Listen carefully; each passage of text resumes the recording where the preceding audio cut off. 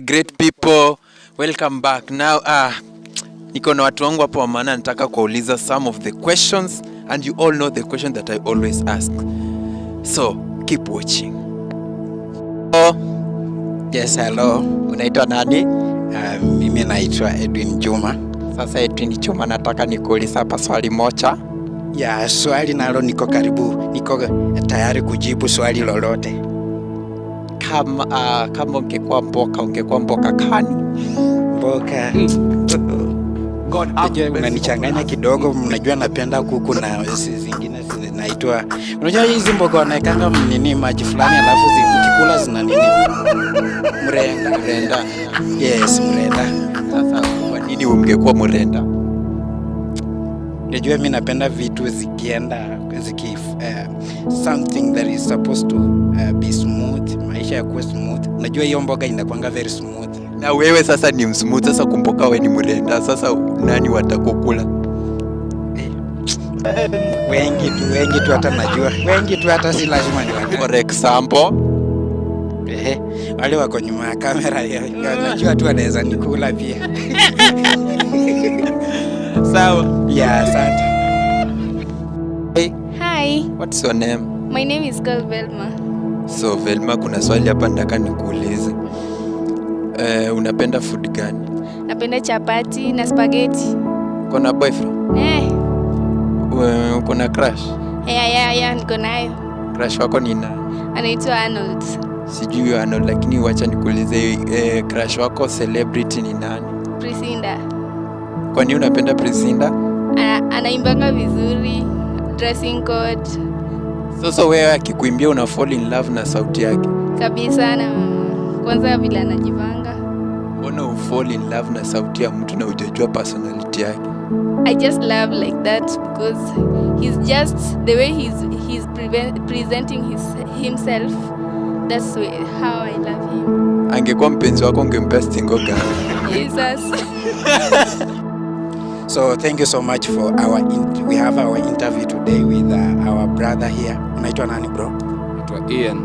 Yeah, anaitwa Ian. So we want to ask him a question hapa hivi and we hope tutajibiwa venye inafaa. So Ian, have you ever broken up? Have you ever vunjwa moyo? Nishaivunjwa moyo. Sasa labda roughly tu naweza sema ni mara ngapi? Mara moja. Hii sura hata juu ukiona hii sura ni ya mtu mmoja kweli. Lakini sawa, let us just believe that is one person. Uko sure it is one person? Yeah, it's one person. Okay. So based on the breakup that you went through, unaweza sema unaweza explain aje hiyo uchungu? Uchungu ya heartbreak bana, it's unexplainable bana, hiyo huwezi explain. Unexplainable unasema inaingia inachokora moyo kabisa? Inatoka kwa utosi hadi kwa kisigino.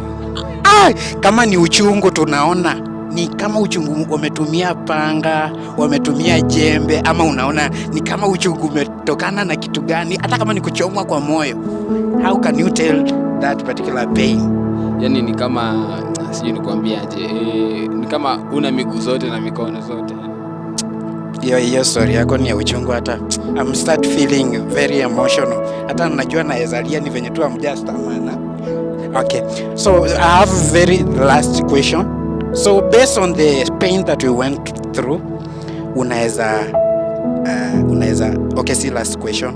Unaweza mwambia nini ule mwenye alifanya ukapass through that particular pain? Huyo siwezi mlaumu kwa sababu alinifunza jinsi ya kuishi, unapata. Make strengthen. Yeah, I mean strengthen. Sasa sasa niko strong. Sasa sasa siwezi pitia tena ile kitu ambacho alinifanyia tena. Ni kama umezoea. Nimejifunza tricks mpya. Okay, one very last question, then we are done with the interview. Which song can you dedicate to this particular lady that make you to pass through this particular pain? A song that you feel that it best suits him. Wimbo siwezi fikiria sasa, maybe ile anaitwa nani huyu Mr. Seed, yule anaimbangaje ile wimbo? Mnikumbushe.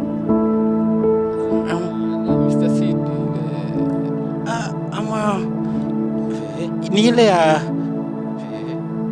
ni kama najaribu kukumbuka. Ile ya sura mbaya sijui ile.